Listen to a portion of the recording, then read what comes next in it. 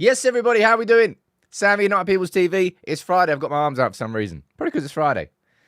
Hope you had a cracking week. It's been, compared to that Lenny Yoro week and the Joshua Zirkzee week, it's been quiet for United. But it very much feels like the calm before the storm. If July was busy, and July was busy, I think August is going to end up being a bit manic here. Not just on United People's TV, but with Manchester United, with so much that needs to be done. I did my video yesterday where I sort of ran through what else I still think needed to happen. And honestly, I think United need to have 4, 5 sales and 2, 3, maybe even 4, no, but at least 2 or 3 signings. It's going to be a busy one. I'm going to run through the latest on McTominay to Fulham. The 20 mil bid's been rejected. Man United want 30 mil. I'll speak about that. Speak about Wan-Bissaka agreeing personal terms with West Ham. Mazraoui and Ligt just sitting there patiently waiting. And then we're going to run through a Ten Hag interview. Garnacho's back. Højlund's in a cryo chamber. It's going to be a busy show, as always, and it's a Friday, so enjoy yourself. I'm Potato Scene. I can see you down there gifting a few memberships to everyone, man. One gift 3 times. What done? Who's here from the Mod Gangs? Have a crew. Look. I quite like this, by the way. I think this is the keeper kit. Are we allowed to... You're allowed to buy kits, not from United now. You know what I mean? You're allowed to get kits without people thinking that you're funding the Glazers. Because as far as I'm concerned, this is going towards a football executive because they're spending it on our club. Anyway, that's what I think. Josh, good morning to you. Alex, Carl, you're there as well. T, I saw you at the start of the show. Klein, I can see you there. Lots of regulars. Who's here from the member gang? We've got John Jason, Ishak, we've got Teresa, how you doing? Jonathan, Matt, Selekas, Chris Dye, and the Smee.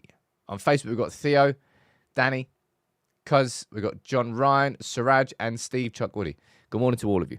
Now, hope you enjoy the show. Please do fire in your questions and your comments throughout, and I will try and answer as many of your questions as I possibly can. But as I said, that video I did yesterday, it was the 1st of August, 1 month left in the transfer window.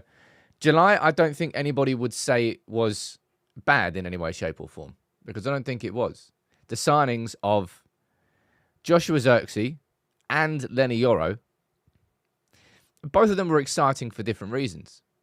Joshua Zirkzee was, when you looked into the profile of him, and some people might find, I appreciate that some people find that sort of stuff boring, talking about profiles and stats and this and that. But ultimately, it's quite an important and crucial part of modern day recruitment. Every club uses it. And the profile of Zirkzee was exciting. I still think, especially how United are playing this, I haven't done any tactical videos yet. I'm kind of waiting probably for after the Liverpool game. I think I'll do some tactical videos next week. I'm going to do a video on sort of what I see as the shift tactically for United this season compared to last season. And a big part of that is how we're playing. We're playing a lot with a false 9 right now. Even when Højlund was fit, kind of operated, I suppose he was a little bit further forward. But Zirkzee was exciting, and Yoro was exciting for a lot of reasons, all right? Different sort of signing. No one thought it was going to happen. But a lot more is needed, all right? And we've known for a long time that sales are now needed to fund this next part. And you might not like it, but football and business, if you go back to Fergie time, right? I think it was quite easy to separate the two. The business side of things and the corporate side and the sponsorships and all that. But it was quite easy to separate them into 2 kind of distinct parts.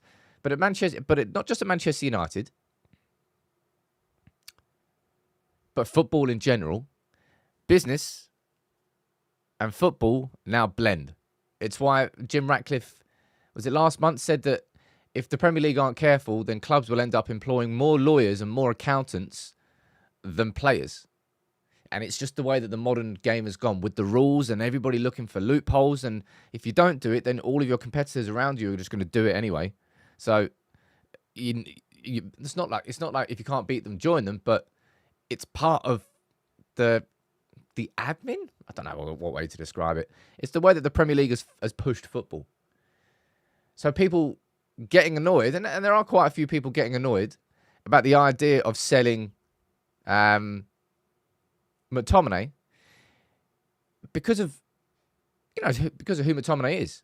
he's a very, very dependable squad player. He's got the right sort of attitude. He's got the right approach. Last season, he had the output. He scored, I think, was it 10 goals overall? I can't remember. But people are annoyed about it. And this is what I mean. This is what I mean about this, right? Let's go in and let's talk about McTominay, right? Fabrizio is saying that Man United are open to selling him if we go towards a 30 million package. That's what we want. They've come in, we know full well, with a £20 million bid. I'm going to run through the latest from The Athletic on McTominay. But going back to my point there of football and business blending, selling academy players at some point in the next, I don't know, probably give it like 18 months, 2 years, they'll change this rule. That selling an academy player goes down as pure profit. They'll somehow rewrite that rule so it means something slightly different. And then clubs maybe won't look towards selling academy players as more of an emphasis. Like, look at City. City over these last few years, kind of like they were ahead of the game. They make so much. James Trafford went for like 15 mil. What's his name? The other goalkeeper who went to Southampton. Gavin Bazunu. He went for like 14 mil. He's never kicked a ball for them club anymore. He's never kicked a ball for the club in the Premier League. They're just making a lot of money. Okay. Oh, did somebody say? Don't know why I started with a Just Eat, but we've got another little. Woohoo! We've got another little cheeky bomber. Who wants that bomber on the Friday, people? Come on. Come on. Right, one sec. Let me get this out to the team. Hey, Ornstein's got a big one. A big bomber. Why do people call it bomber? Why have I started calling it bomber? Right, let me bring this up for you. This is a big one, all right? Manchester United have submitted a joint offer to sign Ligt and Mazraoui from Bayern Munich. The opening bid has been rejected, and Bayern are requesting a higher fee, but talks ongoing as United try to agree a deal. Personal terms in place. So there we go, ladies and gents. You've been waiting, you've been waiting, you've been waiting. There's the move. United, and that's a smart move, I would say, by the way, trying to wrap them up together into one deal. I like that. Because, of course, Bayern Munich are staying firm on the price of Ornstein. So, are they trying to sign Ornstein? Maybe, maybe not. Sorry, I'm doing too many things at once here. Let's close that. I'm live right now. Sorry, there's a couple of members for the team who aren't here. So I'm trying to cover it all. But that's a big one. I was actually going to speak about Mazraoui a little bit later in the show, a little bit about Ligt. Honestly, both of those have just been kind of sat there waiting. Personal terms have been agreed. It's quite a while, isn't it? But that there is an indication, an indicator for you that things are starting to move. Price of Ornstein. I'm not going to live that one down. Things are starting. It's exactly the title of the video. And then 10 a.m. on the Friday morning, David Ornstein comes in with that. That's a very interesting one. Is there any detail on how much that actual bid is? Let's have a quick look. I imagine it'll come probably... It'll come in a little bit. That'll be my lunchtime video today, ladies and gents. I'll be covering this in full. Don't worry about that. There's no word on what the price is. All right? No word on what that price is. But, ladies and gents, what do you think about that? Ornstein is a handy centre forward. Bayern couldn't afford him. Harry, you're feeling chipper. It's going to be a very disappointing transfer window. Okay, so we've signed Euro. We've signed Xerxes. We've just put in a joint offer bid for Ligt and Mazraoui. We've agreed personal terms with Ugarte. I hear movement. I hear movement. I do need to change the title of the stream as well. Right, 1 second there. Let me quickly go over here. Just can't get the staff these days, can you? We've signed Xerxes. Don't want to hear my voice going cute. Don't need that. Man United. Ornstein. United submit. Double bid. For Ligt and Mazraoui. Can't update the thumbnail. Jeez, not that good. Right. Let me go down here. Let me see what you're saying down here in the comments then. Bomber is an Italian word that means bomb in English. Funny that translation. Mike, you're saying if we can get Ligt, Mazraoui and Ugarte in prior to the first game of the season, that would be terrific. Because of the Euro injury, had Euro not got injured, I think United could have played a slightly longer game, probably, with Ligt. Probably. But the Euro injury being out for 3 months as well, I think it takes a little bit of time away from us. And the fact that, as I said, the fact that we've got movement here and actually a bid's going in, because we agreed personal terms with Ligt, I think 2.5 weeks ago. We agreed personal terms with Ugarte 2 weeks ago. And we agreed personal terms with Mazraoui last week. So, people are saying, United are slow, United have done everything that they could have done with Branthwaite, with Ligt, with Mazraoui, with Ugarte, all agreeing personal terms. And then when the point came where United went, right, okay, now we can put a bid in. This is the blocker that sales currently are for the club. I'm going to run through the latest here on McTominay because this is clearly a crucial part of it. McTominay might end up being the sale that has the biggest impact on the bottom line for Man United. On how much that actually changes what we can spend this summer. Mason Greenwood is a substantial change and the biggest so far. We go over to the done board and we can see that over here. Greenwood's the most money in. McTominay will likely be bigger than that. Or maybe, I'd probably be thereabouts, I suppose, about 25 mil. But that's 2 academy products United should be selling for around about 50 million, which is going to make a massive difference. And again, there's no point asking me exactly how much of a difference it will make because it's so hard to quantify because the numbers change. But Scott McTominay here, the latest from The Athletic, saying Fulham make a £20 million bid. The offer does not meet United's valuation, but the club may be willing to do business at 25 mil. And of course, because it goes down as pure profit. Now, as I was saying earlier, Manchester United should not, and Manchester United aren't, pushing Scott McTominay out of the door. That's just not what the club is doing. However, and I've said this quite a while, the greatest asset, let me go over here, for example. Erik ten Hag speaking about him here, saying we play him in a more advanced position, which, suits him better. He is important in making goals for our team, and I'm very pleased to work with him and have him in our squad. And Ten Hag won't want to get rid of Scott McTominay. But in my opinion, and I might be proven wrong on this one, okay? Just from what I've seen in the preseason and how we're setting up shape-wise,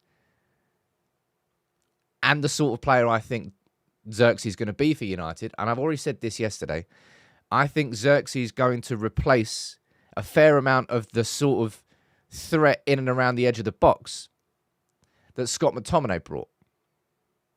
There wasn't really... Scott McTominay was a big threat. It was a big threat last season. And maybe Xerxes will actually play slightly further forward than that. But given how we've been operating with the false nines, we've really not been playing with an out-and-out central striker. Højlund's been... Look, the goal against... was it Arsenal? No, it was Arsenal. It was. Because he went off injured. The ball over the top from Rashford, he was the person playing furthest forward. But... I don't know. This is just a prediction. I could be wildly wrong. But I personally don't see that Manchester United will... And I don't mean this in a disrespectful way, but I think United have the ability to replace the goal threat that McTominay brought last season by using Xerxes in a similarly advanced position, and he brings elements to his game that McTominay simply didn't have. Great link-up play. He's got the same stature, bigger. Physically, he can carry the same sort of threat that McTominay had, but there's more to his game. And if you are therefore able to replace the best element of Scott McTominay's game, which is him playing advanced, then I think you can move him on without him having too much of an impact on the quality of your overall squad. But we will miss the intangibles with McTominay. The attitude that he has is infectious on certain players. And he came up clutch so much for United last season. And this is what United have to do, in my opinion. Take this McTominay transfer as an example. These are the sorts of sales that United are going to have to do over the next few years if we are going to get back to the top table. It's not just about getting rid of players when you think they're past it. Like Casemiro, for example. A player who's probably on, well, not probably, who play it in terms of his career trajectory is on the way down. It might be slower than we think, it might be faster than we think, but it's on the way down. McTominay's kind of a player probably at the peak of what he's doing. And I imagine we'll stay there for a year or two. Therefore, has value. Therefore, United can actually get money for him. And that's why these are the sorts of sales that United are going to have to make. Like, for example, I don't know. Next year, we'll probably sell Harry Maguire. We maybe sell Harry Maguire. And there's going to be people saying, oh, don't do that. And there'll be people that are saying, do that. United have got to sell players with value. United have got to sell players that certain fans will be like, oh, he can do a job. Wan-Bissaka, for example. Perfect example. I think of somebody who could do a job next season, but we're going to lose him on a free. So sell him, bring Mazraoui in. And Mazraoui can play left back more naturally than Wan-Bissaka. And yeah, sorry, let's go back to got into a little bit of a side conversation there. Somebody gifted 5 memberships. Who was that? Chris, let's bring out Casemiro for you, man. It is good morning. I'm going to read some of your comments out first. One sec. Good morning. Good morning. Hello. Right, let me read some of your comments. Sam, check Ornstein. Come on, man. Where have you been? We covered that 10 minutes ago. I'm going to go back to it now. Scotty's got that clutch factor. I'll never forget that Brentford game. Man, I don't know how he did that. When the first one went in, I was happy. Then the second one went in, jeez. He came up clutch a lot last season, man. Where is the squad depth? United can't do everything in one summer. We can't. And there's going to be certain things that annoy people, but that's what good management does, right? Good management is able to make these decisions that not everybody will agree with, but ultimately they prove to be the right decision. That's what our football structure has to do, right? And to go back to the big bomber from David Ornstein, United have now submitted bids for Ligt and Mazraoui. Up until this point, Man United had only agreed personal terms with both of them. But going in with a bid, let's see if anybody else is saying anything on this. He's saying it's being rejected. Fab with a follow-up. United keep working on both. No, nothing really there. I'll be interested to see, probably by the time I do the lunchtime video and I cover this news, I imagine there'll be a little bit more information on the price of that bid. Because that's going to... What would you guess that is, right? So put it in the comments. What would you guess Man United submitted as a joint offer for Ligt and Mazraoui? Bear in mind, I think Bayern Munich wanted 50 million euros plus add-ons for Ligt, and I think they wanted there or thereabouts 20 million euros for Mazraoui. So 70 million euros in total is probably what Bayern Munich want. So what would United offer? I don't actually know. If they want 70 million, which is that's ideally what they want, they're not going to get that. Let me see down here. Akash saying 65. That would be pretty much bang on what Bayern Munich have been asking for. Anthony saying 55 million pounds, 60 million euros for the pair, says Rex. 50 plus 10. Probably 55 for both. 50 mil pounds. What's that, about 60 mil euros? 63. I'll be honest, I personally would imagine Manchester United would be going in with a 50 million euro bid here. 50 mil plus 5 to 10 in add-ons? Probably 5. 50 mil euros plus 5 is what I would imagine this would be. That's a lot of money for Bayern Munich in a summer where they need to sell. And Bayern Munich doesn't... correct me if I'm wrong, but I don't remember any other previous summer where I heard that Bayern Munich had to sell. I don't know what's changed. Them going big on Harry Kane last summer. I don't remember them. I mean, they probably did sell, but I didn't think there was a necessity to sell. Don't forget the Ballon d'Or add-ons, of course. My guess would be 55 million euros all in, including add-ons. Let's find out across the course of the day. We'll probably get it from Florian Plettenberg or something. As I said, if they want 70 million, I don't think United would go 60. It's kind of just giving them what they want, right? Interesting one. And as I said in my initial reaction to it, I like the idea that United have wrapped those two together. De Ligt and Mazraoui in the same offer. I think that's a really interesting tactical move in terms of negotiations, because they could absolutely be two separate deals. But United wrapping it into one, they probably feel that they get a little bit more negotiation power, because then instead of Bayern Munich being able to sell one player, it's either you sell both or none. And open heart surgery, says Ragnick. At some point on this channel, I would love to bring Guido back on here and have Ralph Ragnick on for a chat. I think that would be one of the... If I was to do like golden interview, there's a lot of golden interviews. I miss doing interviews, by the way. I'm so busy. I miss doing the podcast. I miss doing the interviews. I imagine there would be a way that I could bring the podcast back just as interviews. That could be a cool thing. Yeah, I could actually work. Anyway, both of them having the same agent helps. Of course it does. And that's probably part of the reason why they kind of wrapped it into one deal. Go and read some of your comments out there now. Sam, do you reckon Tah is a better player than De Ligt? I mean, not personally. No, I don't. Look, Jonathan Tah and Bayer Leverkusen last season it was an anomaly, I imagine. But let's see, because Leverkusen managed to hold on to Xabi Alonso. Florian Wirtz is staying there. Jonathan Tah is obviously leaving, but a lot of the team who was there last season is going to be there next season. Can they do it 2 years in a row? Would be amazing. But no, I don't rate Jonathan Tah. Jonathan Tah has different... I just wouldn't. I wouldn't. Let's see what you're saying. NDA'd up, says Ryan. Remember, was it Van Hout had an NDA when he left? Fingers crossed it would happen at some point. Thomas, I wouldn't say it would be buy one, get one free. If United got De Ligt and Mazraoui, we'd obviously pay for them. But if I was United, I'd probably go in and around the 50 million euro mark. They won't accept it. Well, they obviously haven't. It's been rejected. Andrew's saying, so De Ligt depends on Wan-Bissaka's sale. I think De Ligt, it kind of feels... You know what's a little bit strange and a little bit, I'll be honest, concerning?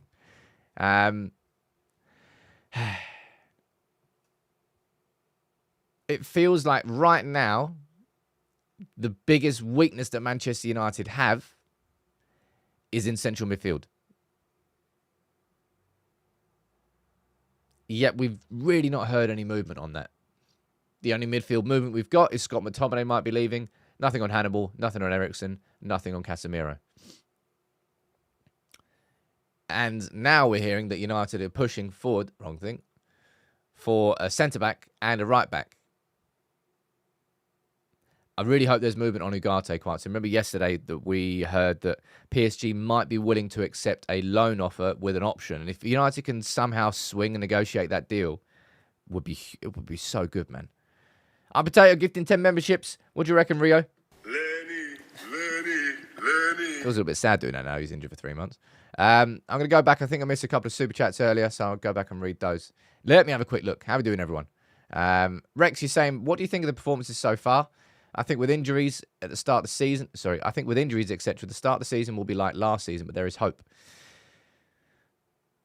I think if you imagine that we've done a whole pre-season tour and we've done it without Bruno, without Dalot, without Martinez, without Garnacho, without Xerxes, our new signing, there's a lot that's been missing. I think the Community Shield is perfect for us. That's an actual genuinely competitive game. Next week, we'll be back at Carrington, and pretty much the full squad should be there from Tuesday, Wednesday, one of the two. So to have three, it won't be perfect, but having that competitive game against City, I think, will really help us. Certainly fitness-wise as well, and should make us a little bit sharper going into the pre-season. Alex saying it helps when they both have the same agent. Yep, I agree on that. Joe, you're saying if we get Ugarte as well, these two, it's going to be, as well as these two, it's going to be a good window. I still think United would need more personally. But I don't know how much is actually feasible. I ran through everything I thought was sort of that I thought we still needed to do in yesterday's video. Teclon, gifted 5 memberships as well. Cheers, dude. I need to just get like a gong noise. Let's bring Casemiro out one more time. I need to update all of these. I need some help with the sound. I need to make a soundboard. Good morning. Good morning. Hello. Is Bruno and Delo back yet? No, I don't think either of them are. I had so much stuff lined up here, and then all that news broke. As I said, I'm going to cover the Ornstein. I'm going to run through the full article and the reaction, see what's being said out in Germany as well. So I'll bring you more information on the Ligt and Mazraoui bids in the lunchtime video. I was going to do a Ten Hag interview reaction, but I'll do that tomorrow. Don't worry about that. Anyway. Wan-Bissaka. All right. Yesterday, Florian Plettenberg saying that West Ham has now reached that verbal agreement with Wan-Bissaka. Personal terms. And that's quite an important little part, because you remember last week, I think it was last week, where the Dumfries story kind of came out of nowhere. And yeah, we were all a little bit surprised. Apparently Wan-Bissaka had rejected a move to West Ham. Last week, it looked like Wan-Bissaka was rejecting a move to West Ham and wanted to join Inter. Mazraoui was joining West Ham, and United were looking at Dumfries. And then less than a week later, Dumfries is out of the equation. Inter Milan aren't involved. Mazraoui's rejected West Ham because he's waiting for United. And now Wan-Bissaka's agreed terms with West Ham and looks to be moving there, with Mazraoui coming to United. Everything's sort of chopped and changed. But agreeing personal terms is good.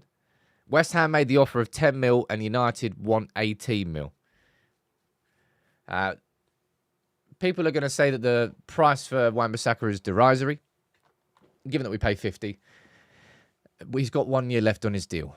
United have lost a little bit of negotiating powers as a consequence of that. It is the last summer where we can get a fee, and West Ham therefore know that they can get a few mil off it.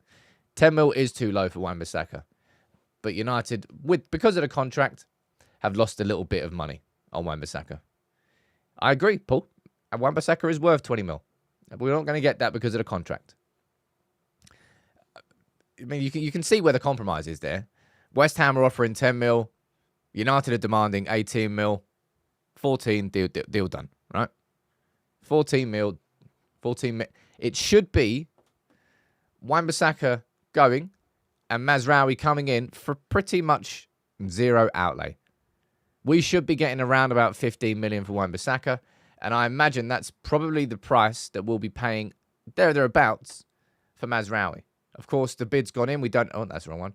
The bid's gone in now. We don't know exactly how much that bid is, but they want around about 15 mil, which I think is what's going to be the price of Wan-Bissaka.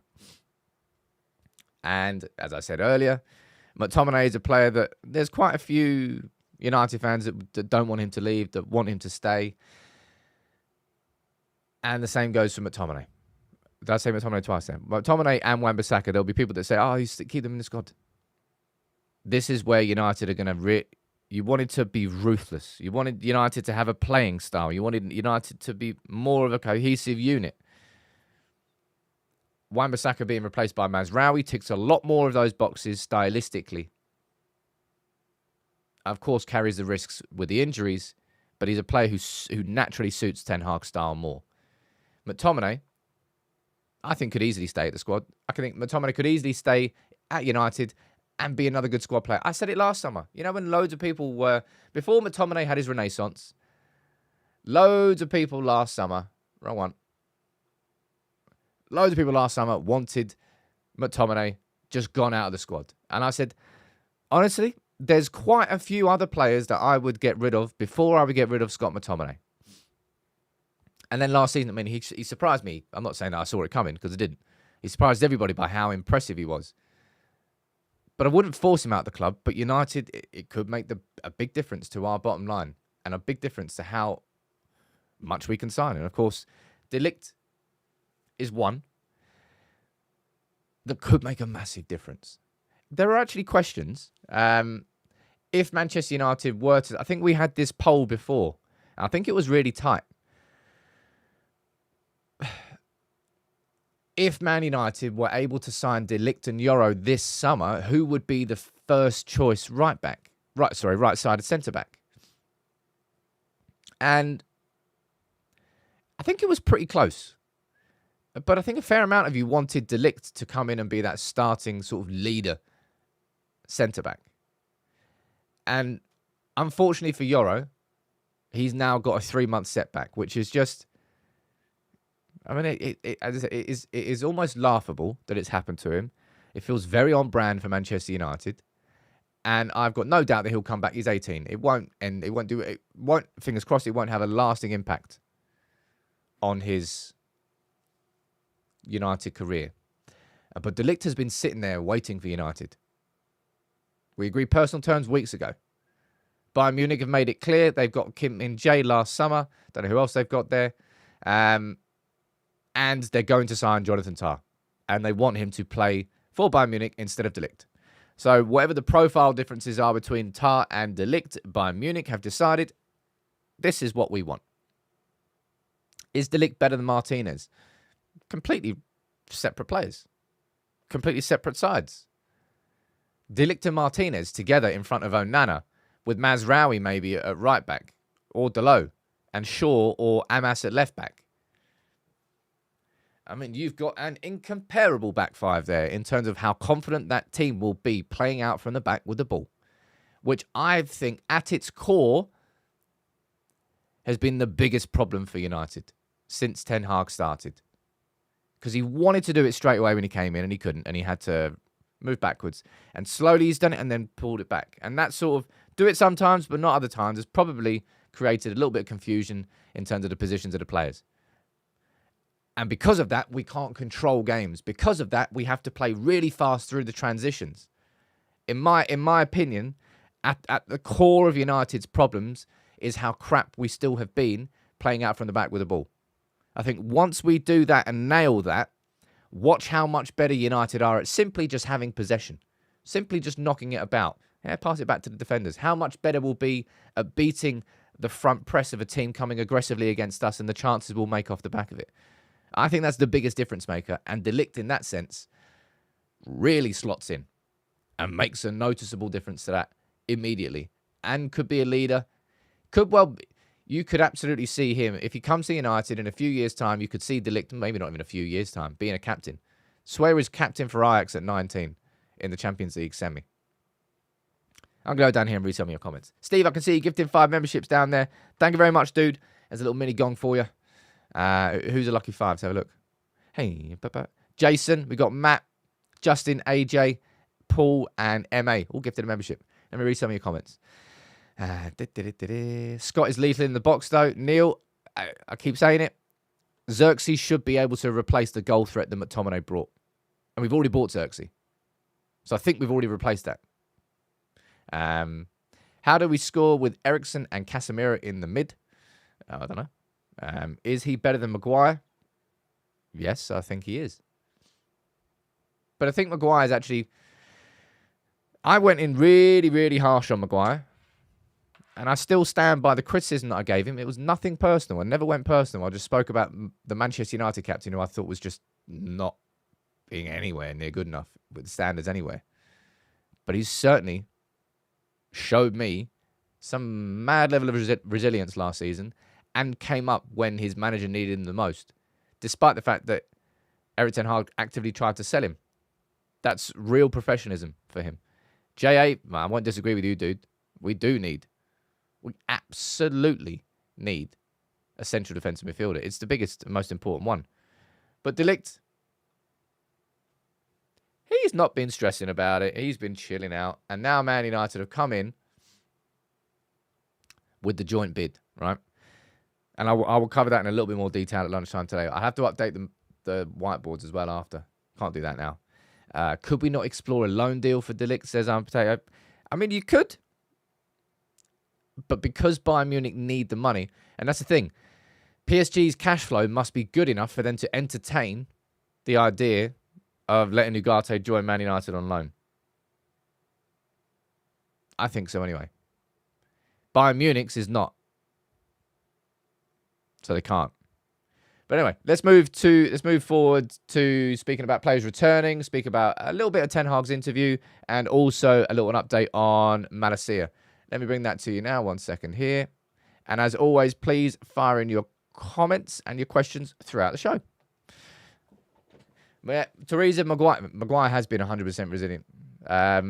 More so than I thought possible, I suppose. And he improved. I think our 4 centre-backs this season should be Martinez, Yoro, Maguire, and Ligt. That's four quality centre-backs, I think. And then you've got Johnny Evans as the 5th. And then if you want to go further down there, you're going to have somebody like Reece Bennett or Will Fish as the 6th. That, I think, is... I don't think it. I know it is a significant upgrade on last season. Right, let's move forward. Garnacho. He's flying back to Manchester. He will be training with United on Monday. 1 second there. That's better. Right. He will be in training with Manchester United on Monday. I don't even know who's training United now at Carrington because, of course, Steve McClaren was there. And Steve McClaren is now manager of Jamaica. Might have to fly out to Jamaica. Just do some press reports there.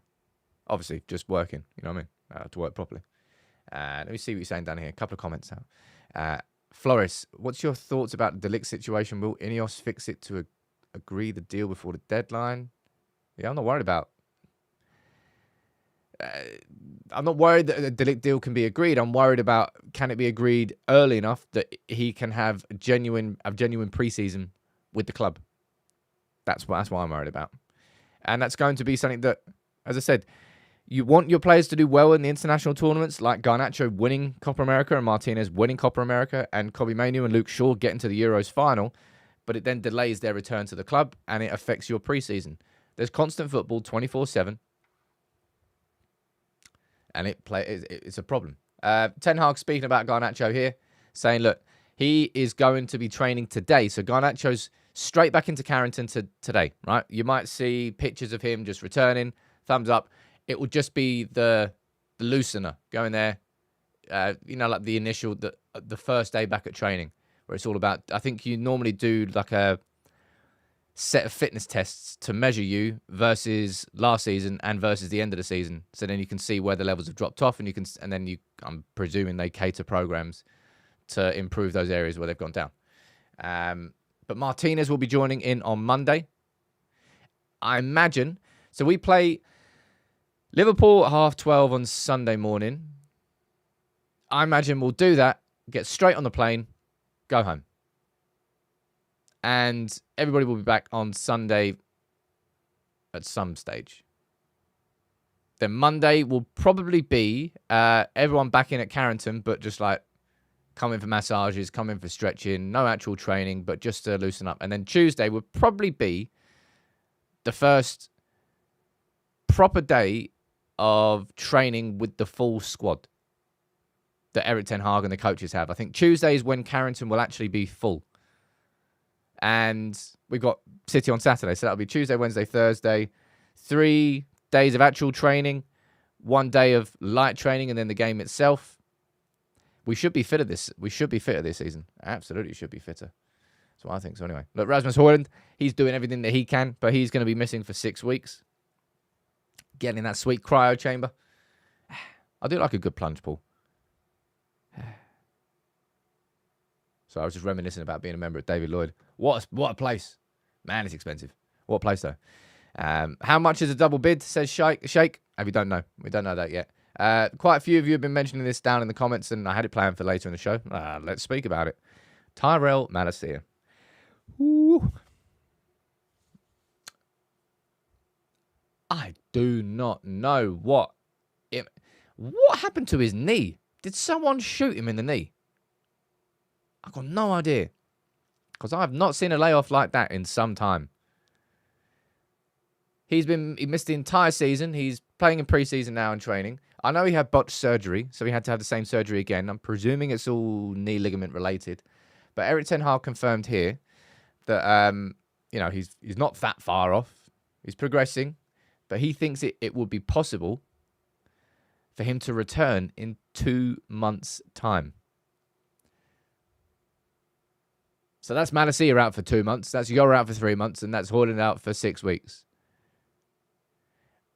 I do find it very strange how little actual accurate detail Man United have decided to give on the Malacia situation. And Malacia's camp themselves have kept it quite quiet as well.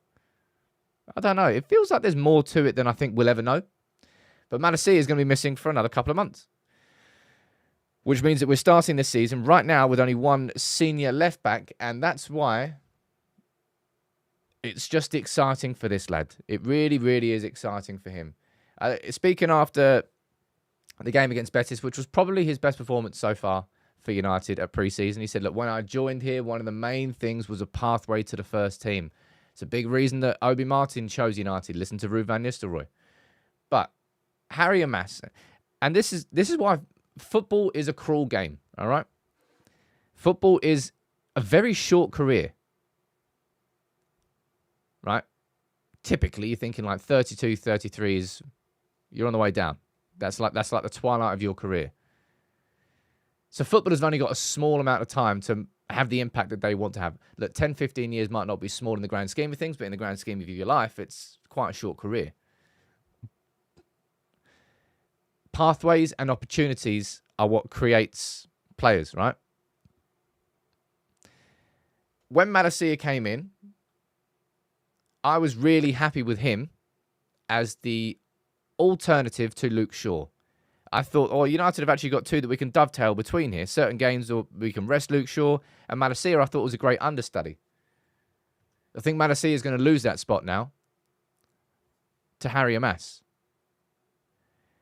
Harry Amass should be going into this, and we've got Mazraoui coming in as well. So I personally, I think Man United will help Malacia get back to full fitness. I think he'll make an appearance or two here or there, but I think Malacia will be sold in the summer. Because when we signed him, it was Shaw and then Malacia. They were our two left-back options. After everything that's happened with his injury, we've now got Luke Shaw and we've got Harry Amass coming through with that youthful energy, and he wants that second choice spot. And on top of that, you've got Mazraoui who's going to come in and also who could play left back. So now the position that Malacia had before, it doesn't exist. Injuries. Football is cruel. Football moves on. So I don't personally think that we will see Malacia coming back in and establishing himself in the same way that he probably did before his injury. And that's unfortunate for him. I don't think we'll be loaning him out in January. I think that Malacia will stay at the club, and I think he'll regain fitness across the course of the season and be used in certain games. But then I think he'll be sold. And remember, we only paid 10, 15 mil for Malacia. So I imagine we'll be able to get exactly that. That's why I think so anyway. Maybe. Well, let's see. Paul, look, Amass is definitely naturally better at attacking than he is defending. I think pretty much every defender is. There's going to be an aspect of their game where they're naturally better at it, and there's other areas they have to develop and work on. You don't really get like complete fullbacks straight out the box. Kyle Walker, when he was at Spurs, he had pace for years and he had huge recovery pace, but there were certain elements of his game that he had to develop, and he did. Amass will develop. He's only 17. Give him 2 years of development. Just imagine that. Like, take all the names away from it, and just speak about it as in just football terms. You have a 17-year-old footballer who breaks into the first team, and he's got some qualities and talents, not quite there. If you patiently wait and you give him the opportunity to develop for 2 years, and then all of a sudden you've now got a 19-year-old coming into your team that is really a well-rounded defender, both going forward and both defensively, and that there's certain weaknesses in his game that he's developed on, and he's done all that by the age of 19. Then you got a whole career ahead of yourself. It's just that Harry Amass is going to be breaking through at a younger age than the average player. So certain developments that he would have done at lower levels, he's going to have to do under the spotlights of Manchester United's first team, which will accelerate that development, but makes it a little bit more risky. But that's what United do, man. We do take risks on playing youngsters. It is, if you want to talk about the core philosophies and principles of Manchester United, I think that's probably right at the core of it, right at the centre, is believing in youth. Not just, look, right, Louis van Gaal in youth. I can't even remember how many weird debuts he gave. Paddy McNair, Donald Love, Cameron Borthwick-Jackson. And there's so many more you can, there are so many more you can throw in there. And it was it felt like academy players for the sake of using academy players. But also the academy at that particular time wasn't anywhere near as strong as it is now. So the quality of the players coming through in this current crop of youngsters is so much higher than when Van Gaal was manager. So that he can't really be blamed for. I think he's going to be a very good squad member this season. I think he'll get opportunities in the first team. And look, there is not one United fan that would confidently say that Luke Shaw's going to be fit the whole season, because he won't be. So therefore, Amas is going to get his chances. And look, if Mazraoui comes in and he's competition as well, then good, that's fine. You need competition. But unfortunately for Tyrone Malacia, I think the length of that injury has pretty much stopped his United career, and I don't think he'll come back from it. I think he'll come back as a footballer, but I think because United have had to wait that long, we've moved on. And now Amas has broken through, and now we're signing Mazraoui. It's a shame for him. Let me see what you're saying down here in the comments. JC gifting 5 memberships. Thank you very much, dude. Alex is saying, Sam, the question is, can Luke Shaw play for another 2 years? Personal prediction, I think next summer is where we have a conversation around Luke Shaw. Next summer is where we have a conversation around Harry Maguire. But let's see what goes on with Marcus Rashford this season. I don't think any of those are conversations that, if a big bid came in for Rashford, we probably would have considered it. I don't think I don't think it's coming. Not at the level that we would want it to be. But yeah, I'm just really excited about the youth prospects at this football club right now. Not only are we giving Mainu and Garnacho, and they're coming through and making such an impact on this team, and Højlund's only 21 and Xerxes only 22, and if we were to sign Ligt, he's 24, and Mazraoui is 26. It's probably about the oldest signing we will make this summer. If we sign Mazraoui, is going to be him at 26. The oldest signing. It's an impressive and obvious switch from Man United to put more of an emphasis on youth signings. And I'm actually going to be doing a deep dive on this. One of the proper top-level deep dives. The last one we did was on Ruud van Nistelrooy. This one's going to be on, in my opinion, what I've noticed as a switch towards a different transfer policy at United.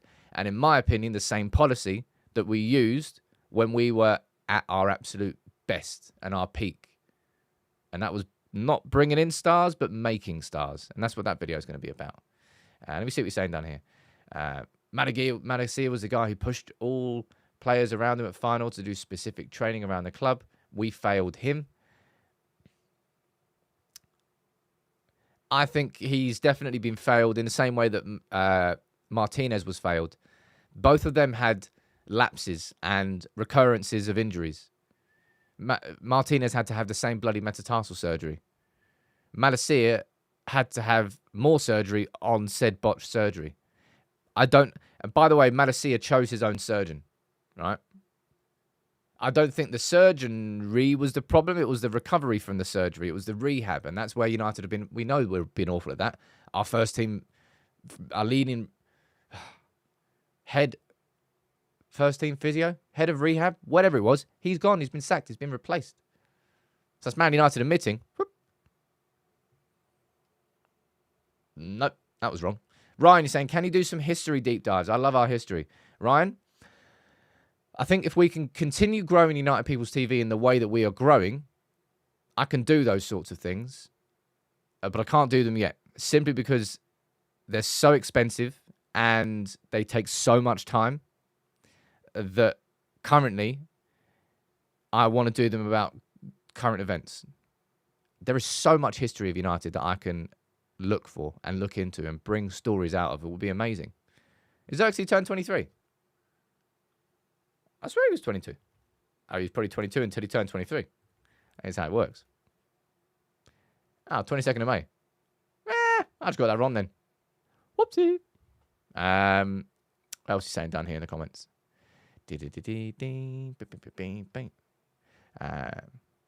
Are you going to do a video on Noussair or whatever he's called? You talking about the 16-year-old we signed from Crystal Palace? I don't think I'll be doing an individual video on him. And I have spoken about him before. Right. Who gifted? Shax, you gifted 5 memberships as well. Thank you very much, dude. Thanks to everyone. Everyone's saying, look at Fab's latest tweet. I'm pretty sure I already have. I'm going to cover that. It's about Jadon Sancho. And look, could this be a double video day? I might do that tomorrow, actually. I'm going to be covering, after this show, I'm going to go straight in. I'm going to cover the Ligt and Mazraoui double bid, see what else is being said in Germany, and give you some more context around that. This was going to be my lunchtime video today, but I can probably do it tomorrow now. In every preseason, you always get these in-depth interviews with Erik ten Hag, where he speaks to the press. And I'll be honest, the questions that you get in these are so much better than the questions you get in pre-match press conferences. Press conferences are, who you signing? Who you selling? What about an injury update? He played good last game. What about next game? And it's all kind of based around what happened in the previous week, what's happening next week. Right? That's pretty much what press conferences are. These sorts of interviews that are away from the press conference and a different environment, you get better questions with deeper answers. Not, deep, man, it's so deep. But just more in-depth answers. So I'm going to probably cover that for tomorrow now because I want to cover the Mazraoui and the Ligt bid. And it's an interesting one. And also, there's an interview on The Athletic. There's an interview in the BBC. There's an interview with Sky Sports. I'm gonna look through all of them and then bring you the best parts of it. All right? Bring the best parts of it. Could you feature a United journalist as a weekly exclusive series, says Izzy? Izzy, I would love to do that. Truth be told, we're probably currently at sort of content capacity. If I was to start doing more content, the quality would go down. Because the quality's gone up that much. So, like, we've got 3 high-quality videos in production right now. We've got, I'll tell you what they are. We've got a transfer profile coming on Mazraoui, which I think a lot of people will be interested in. That's coming. We've got a bit of a, not a deep dive, but we call it a mini dive into Chido Obi Martin. And you'll find out a lot more information about him in that video. And also, which I think is going to be a very interesting one for everyone, I'm going to do a video on what I see as the evolution of Ten Hag. If Season 1 was a certain version of Ten Hag, Season 2 was a certain version, Season 3's got to be a certain version as well. And that's what I'm going to cover in that evolution of Ten Hag video. So those 3 are being worked on in the background right now. Big up to the team. Big up to the editors. It's not, you know, when you get like vindicated with things in life. I'm sure you've all got it in your own ways too. But something like you really work hard on, and when it happens, you're like, there's a real satisfaction about it. I was determined to change the content on YouTube. Let me see if I can pull this up, right?